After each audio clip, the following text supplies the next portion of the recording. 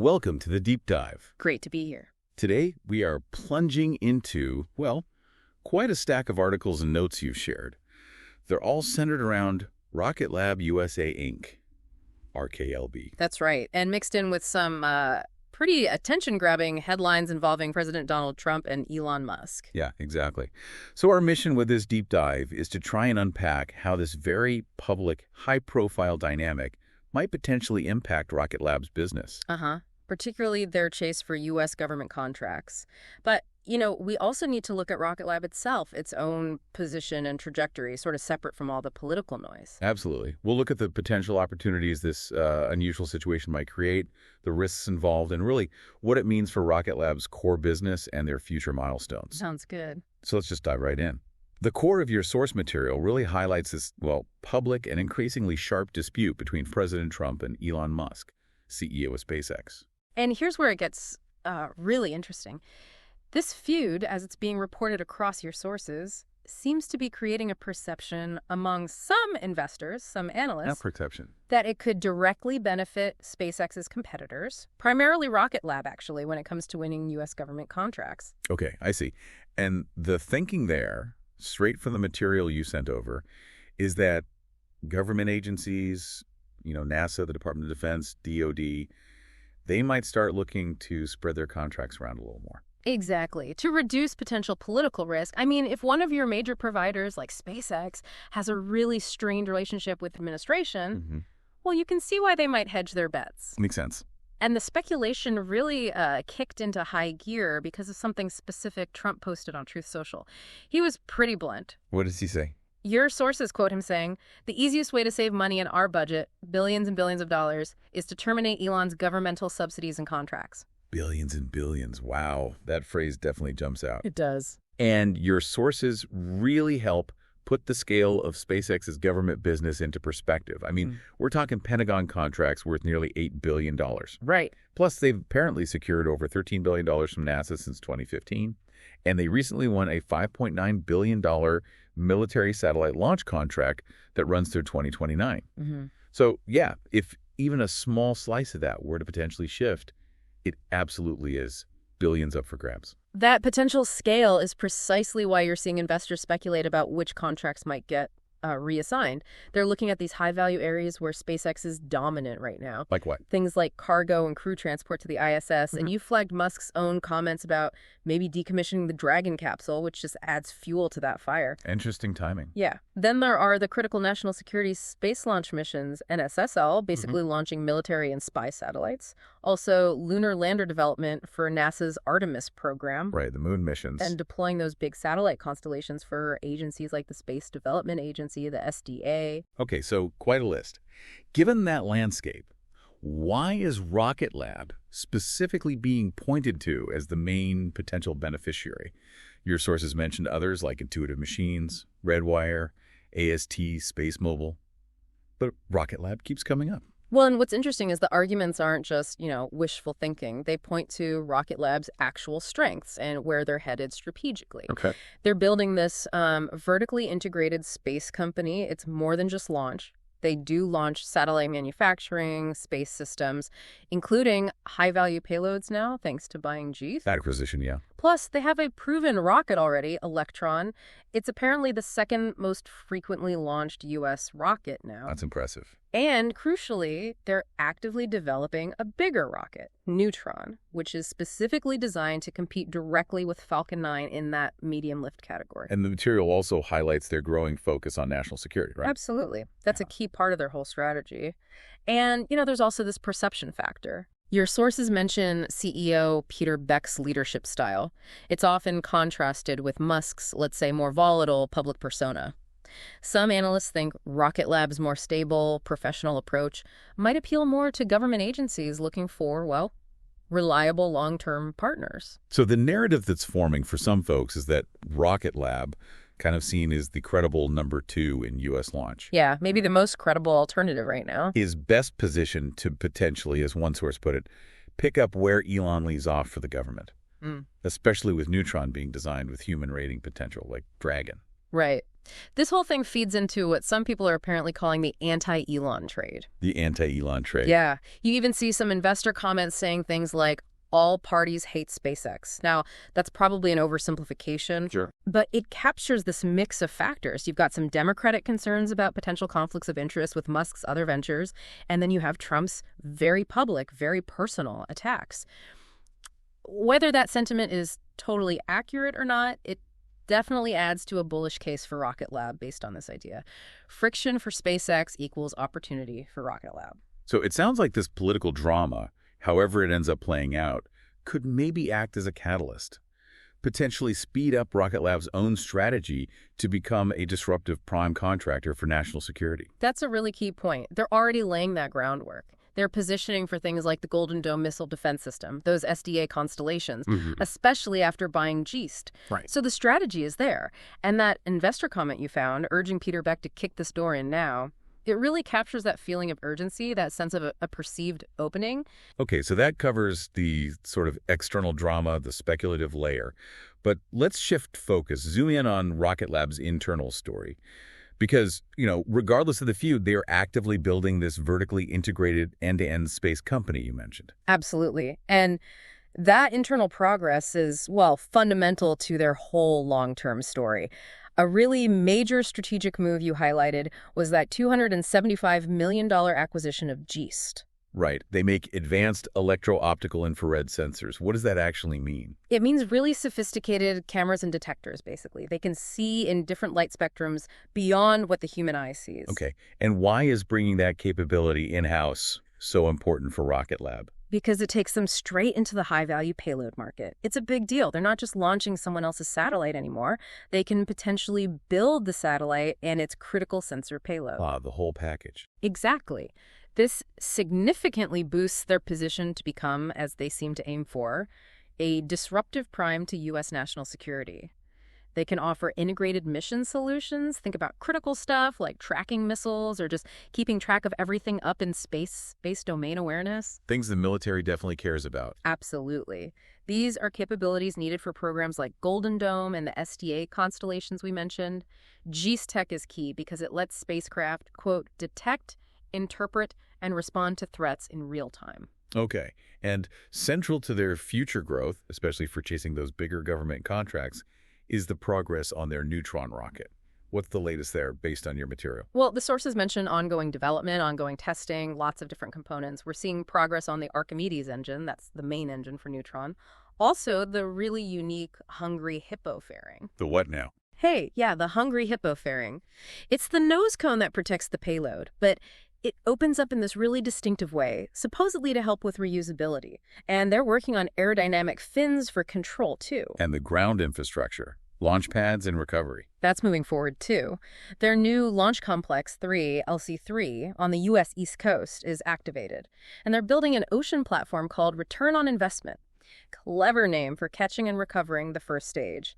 They're aiming for reusability, just like SpaceX. And are they getting any early wins or validation for Neutron yet?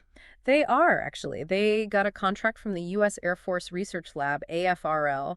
It's for a re-entry and cargo demonstration mission planned for no earlier than 2026. Why is that significant? Because it specifically aligns Neutron with the DoD's concept for rapid space logistics. Basically, being able to quickly launch supplies or other assets into orbit when needed. It's a nice early nod from the military. Okay, but here's a potential snag the sources flag, the timeline. Rocket Lab is targeting the first Neutron launch for the second half of 2025. But there was a short seller report alleging potential delays, maybe into 2026 or even 2027. Yeah, this is what some people are calling the Neutron Paradox. It's absolutely crucial for Rocket Lab to scale up, to compete for those bigger contracts. But the execution risk is high. Meaning actually building and flying this brand new complex rocket on time is a huge challenge. The short seller argues that significant delays could put their chances of winning big NSSL contracts in jeopardy and maybe even force the company to raise more money. So Neutron is vital, yes, but it's also under intense scrutiny. It's probably worth reminding ourselves that Neutron isn't meant to replace Electron, right? Not at all. It's designed to complement it. Electron is still their workhorse for small satellite-dedicated launches, payloads up to about 320 kilograms. Neutron tackles that medium lift market, think up to 13,000 kilograms to low Earth orbit. LEO. It's for the bigger constellations and heavier individual satellites. And while Neutron is being built, Electron is still flying and winning business. Oh, yeah. That speaks to its reliability. They won a NASA contract for the astrophysics mission in 2026 using Electron. That shows it's trusted for, high-value science payloads, not just commercial stuff. They've also shown they can bring things back from space, right? With spacecraft like Pioneer. They have. That rapid re-entry capability is really interesting. It's crucial for new markets like in-space manufacturing, bringing samples back. They've done work with Varda Space Industries on that, and you can imagine potential DoD applications for that capability too. And just looking at their regular launch business, they keep flying for commercial customers. Yeah, like flying the 10th mission for Black Sky, a satellite imaging company. That shows Electron's reliable, and they can keep customers happy, keep them coming back. They also launch for others like IQPS. That regular launch cadence is important. Okay, let's pivot slightly to the financials. The Q1 2025 report showed record revenue, $122.6 million. That's a solid 32% jump year over year. Right. And your sources note that growth momentum seems supported by a pretty substantial backlog, $1.06 billion. That's future business they've already locked in. There's always a but, isn't there? Well, yeah. That same Q1 report also showed an earnings per share, an EPS, miss. Meaning they lost more money per share than expected. Exactly. And that's a key point. Despite the strong revenue growth, despite the backlog, the company is still unprofitable right now. Which isn't totally unexpected for a company investing so heavily. No, it's pretty characteristic of a high-growth company in this kind of heavy investment phase. They're pouring cash into R&D for Neutron, for reusability tech, and just scaling up their operations overall. That costs money. So when you put it all together, the market perception of Rocket Lab seems like this really complex mix. You've got the fundamental progress they're making internally. Right, the Electron track record, the Geost by Neutron development. And then you've got this speculative layer laid on top from the external stuff, like the whole Trump-Musk situation we started with. Exactly. And beyond just the feud, a lot of retail investors, as your sources point out, are apparently betting big on Rocket Lab. They're excited by that growth trajectory, the proven Electron, Neutron's potential, the whole end-to-end strategy. Peter Beck's leadership, too, you mentioned. Yeah, that comes up. And just their position in this growing space economy. Many really do see them as that credible number 2 player, poised for significant gains. I mean, one report noted the stock was up something crazy like 564% over 12 months at one point. Wow. That kind of run-up definitely screams high-risk, high-reward opportunity, doesn't it? It absolutely does. On one side, you've got this massive potential market, their disruptive strategy, the tech. On the other side, well, they're not profitable yet. There's significant execution risk, especially with Neutron's timeline. And the valuation might already be pretty high, pricing in a lot of future success. Could be. And there's definitely a skeptical view out there, too, which is important to acknowledge. What's the main thrust of that skepticism? Basically, that Rocket Lab does not have the same capabilities as SpaceX. And I mean, objectively. It's true. Right now, they point to the huge gap. SpaceX has operational heavy-lift rockets, Falcon Heavy. They have proven large-scale reusability down to a science. They fly humans to orbit. They have Starlink-level manufacturing scale, building thousands of satellites, and just vastly greater financial resources. SpaceX is valued in the hundreds of billions. It's a massive gap for Rocket Lab to bridge. So let's game out the risks here. Specifically, what if that Trump-Musk feud, which seems to be driving some of the RKLB speculation, what if it turns out to be less impactful than people think, or just fizzles out? Yeah, that raises several really important questions for investors betting on that angle. First, there's reconciliation risk. Trump and Musk, they have a history, right? It's volatile, on again, off again. They could patch things up. Stranger things have happened. Definitely. Second, there's the risk that this whole public fight is just, I don't know, theater, as some speculate, or maybe even market manipulation from Musk's side, perhaps some kind of cover for other business moves. If that's the case, the perceived opportunity for Rocket Lab might just be illusory. And even if the feud is real and lasts, you still have Rocket Lab's own execution risk hanging over everything. Absolutely critical. Cannot stress that enough. If Neutron faces major delays or technical setbacks, Rocket Lab simply won't have the capability to realistically compete for those big NSSL contracts or other large government deals. Doesn't matter what's happening politically with SpaceX if Rocket Lab can't deliver the hardware. And finally, valuation risk. Right. If the market has baked in benefits from this feud that never actually materialize, the stock could face a correction. People might decide it got ahead of itself. And the timeline. Even if contracts do eventually shift away from SpaceX, it's not likely to be an overnight thing, is it? No, based on your sources, that seems highly unlikely. It's much more probable to be a gradual realignment, maybe over 1 to 3 years. It's tied to how government procurement cycles actually work. Like requests for proposals, bidding, awards. Exactly. Think about something like the SDA Tranche 3 solicitations. They're expected in 2025, but for launches planned in 2028. These big government contracts, especially the really complex ones, have legal requirements, procedural hurdles. You can't just transfer them overnight. Yeah, Rocket Lab's ability to even compete for the biggest deals really depends on Neutron flying reliably. Heavily dependent, which again the company targets for late 2025, but that timeline is under scrutiny. We did see some market indicators reacting to the feud news, though, like RKLB showing relative strength in after hours when the feud escalated. Yeah. And you noted a bullish ratio of call options to put options like 67,000 calls versus 23,000 puts at one point. Yeah, those definitely suggest short-term traders are betting RKLB benefits from this specific situation. It reflects sentiment reacting directly to those headlines. But it's also why sometimes the stock might seem held down or even drop on days with apparently positive news. Exactly. That can be confusing. It could be due to things totally unrelated to the feud, like an active at the market offering the company selling shares, or just profit-taking after a big run-up, or broader markets selling off that day, or maybe lingering concerns about when they'll actually turn profitable, or even short sellers betting against the stock. Lots of factors. But while it's validating for the company to see positive signs, like respected analysts raising praise targets after this Geost deal or Q1 earnings. Needham or Stephen Guilfoyle, yeah. That question people ask, is this safe to buy here?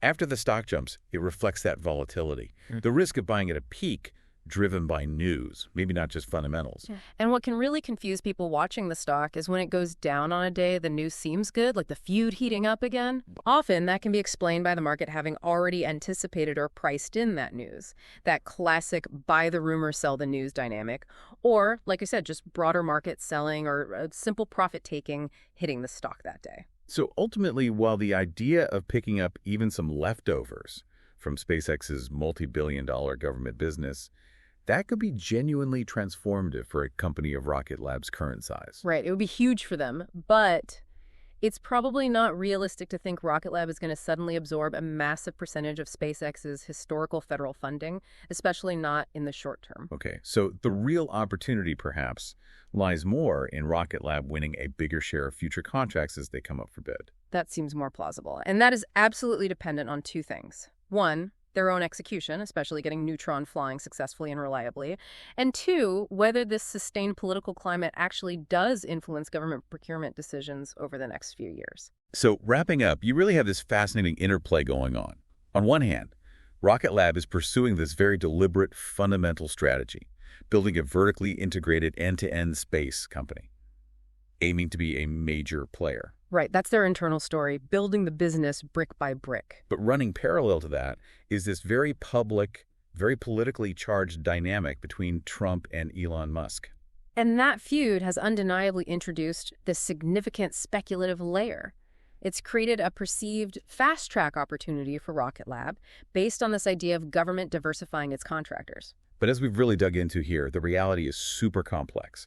The timing, the scale of any potential contract shifts highly uncertain. It depends on how long the feud lasts, how serious it gets. And maybe even more critically, it depends on Rocket Lab's ability to just flawlessly execute on their key programs, especially Neutron. That's the linchpin for a lot of this. So Rocket Lab's value story isn't just about maybe benefiting if SpaceX stumbles politically. No, not at all. It's just as much, probably more, about their proven Electron business, that really smart Geost acquisition, moving them into payloads, their Photon satellite platform, and just their long-term vision of being a disruptive force in both national security and commercial space.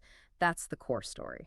And the market right now is trying to weigh all of that. The huge growth potential, the ambitious vision, against the fact they're not profitable yet, the significant execution risks, and these unpredictable external political winds. It's a lot to balance. Definitely. So here's something to maybe chew on as you process all this information.